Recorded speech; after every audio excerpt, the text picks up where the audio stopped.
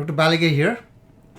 This podcast is one in a series of 10 podcasts on the topic of falls in older adults.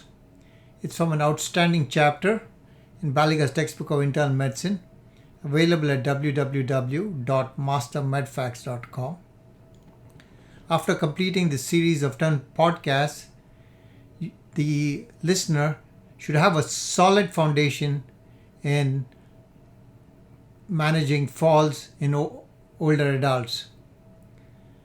This podcast is derived from an outstanding chapter authored by Dr. Sara M Bradley, who is an associate professor of medicine and geriatrics at the Feinberg School of Medicine at Northwestern University, Chicago, Illinois. Prior to this, she was an assistant professor of medicine and geriatrics and palliative medicine and the co-director of the Integrated Internal Medicine Geriatrics Clerkship for third-year students at the Mount Sinai School of Medicine in New York. The senior author is Dr. Reena Karani, MD, MHPE, who is the Senior Associate Dean for Undergraduate Medical Education and Curricular Affairs and Professor of Medical Education, Medicine and Geriatrics and Palliative Medicine at the Mount Sinai School of Medicine, New York. Her clinical interests include care of hospitalized older adult, perioperative management, and consultative models of care. Multiple choice question. A 91-year-old man with a history of high blood pressure, Parkinson's disease, osteoarthritis, and gastroesophageal reflux disorder presents for outpatient evaluation of increased fatigue. 2 days prior to the visit, the patient fell at home and his aide helped him to get up from the floor. The patient's medications include Prilosec, Tylenol as needed, carbidopa, levodopa, and metoprolol. Which of the following is likely to yield the most useful information regarding the patient's fall? A. Chemistry panel. B. Vitamin B12 level. C. Postural blood pressure. And D. Complete blood count. And the answer is C. Postural blood pressure. The older adult in this question presents with fatigue and a recent fall. As a part of the fall risk evaluation, an assessment of patient's medications is critical as polypharmacy and high-risk medications increase the risk of falls. This patient is taking carbidopa, levodopa for his Parkinson's disease, and postural hypotension is a known side effect of this medication combination.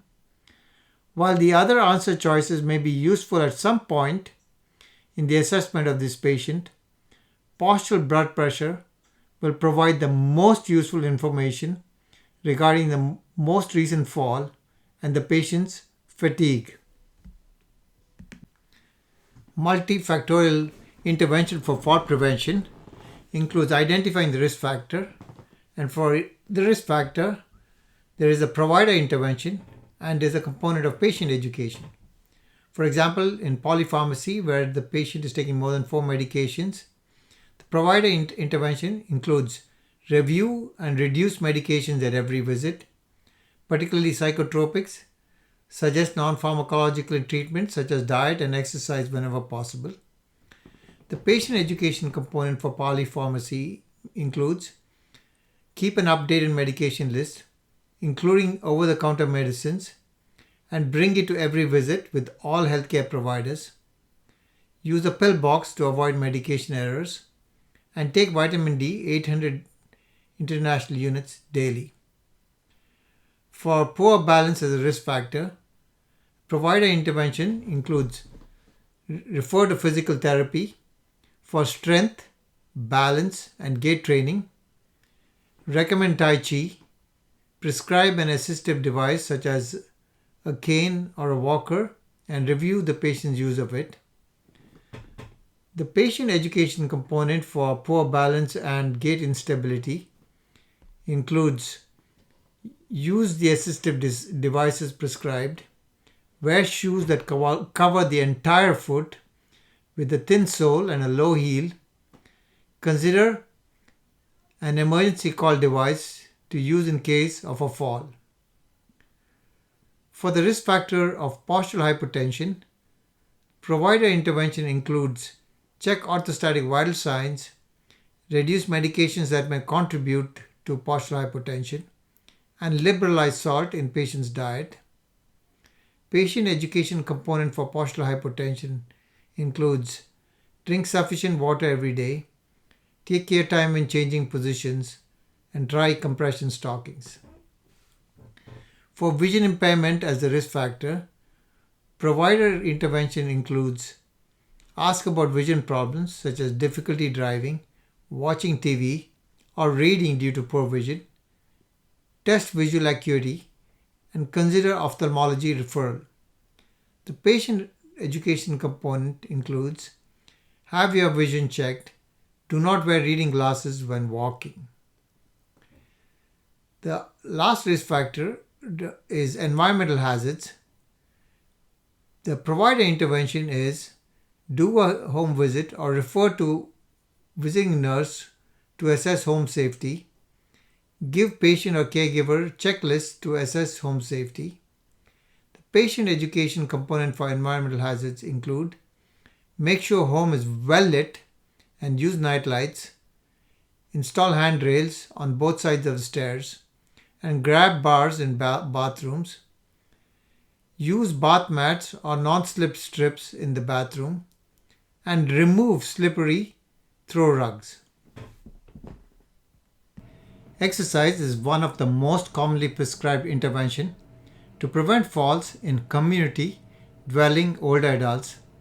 A meta-analysis found that multiple component exercise programs done in groups or individually in the home decreased fall rates by 22% and 44% respectively. Tai Chi group exercise, which involves balance and strength training, was also found to decrease fall rates by 47%. For any exercise intervention to be effective, however, it needs to target at least 2 or 4 components, that is strength, balance, flexibility, and endurance. Another meta-analysis found exercise interventions are most effective in preventing falls if they include a higher dose of exercises to challenge balance, and do not include a walking program. Interventions targeting medications have also been shown to decrease fall risk. Withdrawal of psychotropic medications in adults over age 65 has been shown to reduce the rate of falls by 66%. An intensive prescription review program that included prescriber education, medication review, feedback on prescribing practices, financial incentives, and a medication risk assessment completed by patients was shown to reduce the risk of falling by 39%. Additionally, several studies have shown that vitamin D supplementation can prevent falls, and guidelines recommend vitamin D 800 international units daily for all older adults at risk of falling. Which patients are most likely to benefit from vitamin D supplementation and the ideal dose and target serum concentration still remain controversial. However, the number needed to treat with vitamin D to prevent one fall is estimated at only 15%, and adverse effects such as hypercalcemia are rare. Non-surgical vision correction may actually increase rather than decrease fall risk. However, expedited first cataract surgery has shown to prevent falls. In one study of women over the age of 70 randomized to early cataract surgery within 4 weeks versus 12 months, the intervention group had a decrease in fall risk by 34%, recurrent falls by 40%, and the relative risk of fracture by 67%. A significant decrease in disability and improved quality of life was seen within 6 months, and the number needed to treat with expedited first cataract surgery to prevent one fall was only 19%. Another surgical intervention, that is pacemaker placement, has been also shown to reduce rates of fall by 58% in specific patients with carotid sinus hypersensitivity. Home hazard interventions reduce rates of fall in patients at high risk of falling, with the guidelines recommending home safety interventions for those with a history of falling or other fall risk factors. Such interventions include assessment of a patient's home to remove area rugs, clutter, and other things that contribute to fall risk, and implementation of safety measures such as grab bars or improved lighting. A non-slip shoe device that can be worn in icy conditions is another safety intervention that has been shown to reduce rates of outdoor falls by 58%.